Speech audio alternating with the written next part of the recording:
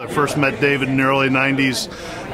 When I was first elected to the House of Delegates, he was leaving the House of Delegates, going to the Maryland Senate, and we've been friends ever since. We've worked together. He has had a great opportunity to mentor many of us over the years. He's done a lot of hard work, and he has two characteristics, I believe, that make him a great leader. One is his integrity.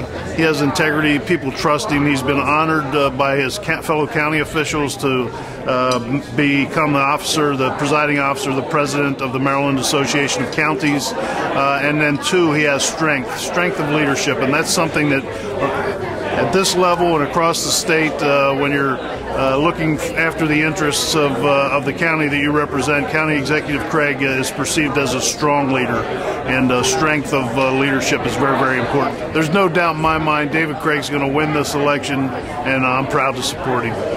I take my opponents seriously. I'm going into my 18th and 19th elections. We never take them for granted. And I'm going to need your help. This is going to be about the primary for the next 140 some days, September 14th, so we can't take it for granted, because I will tell you, my opponents would be disastrous for Harford County. They have personal agendas. They have backgrounds that nobody would look at and say, oh, they're going to run for county executive. They're not business friendly. They don't really have a vision for Harford County. You know, they say things that are outlandish about me or about the county or about what's going on, and they do it on purpose, and they know that they're lying when they say it. I'll be real blunt about it. I'd say it to them to their faces. You know, part of the debate right now is who is the real Republican? You know, every once in a while they try to tag people with that rhino, Republican in name only. And the reality is, if you look at who the real conservative is when it comes to fiscal issues, that's me.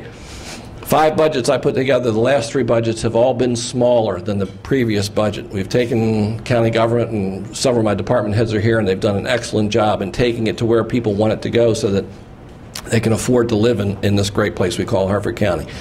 2008, 2009, both years, we lowered the tax cap. Only jurisdiction in the state of Maryland to do that. 2009 and 2010, we'll lower the tax rate. Only jurisdiction in the state of Maryland to do that. We eliminated the fee. You know, there's an administrative fee when you pay your taxes. Like, why should we charge you to pay your taxes? That doesn't make sense. We eliminated that fee working with the county council. So, you know, we've done the fiscal conservative things. And then we get blasted for a lot of our public-private partnerships that we've worked. We've worked with PACERN to do decent housing on Aberdeen Proving Ground for our warfighters, and to make sure that Aberdeen Proving Ground is a successful situation for our country. If you look at some of the things we've done in Harford County when it comes to getting our infrastructure ready for this thing called BRAC, one of my opponents was on the county council for 16 years, and we're trying to catch up for the infrastructure he never built, because he didn't have a vision for what was going to happen. We look at the new Bel Air High School. It's a state-of-the-art school. I have to say, when the Board of Education came to me and said we wanted to build a new Bel Air High School, I said, well, what about Edgewood? That's another part of our community. How long are they going to have to wait? We did some unprecedented things. We had a design plan that in 4 years we were going to build 6 schools.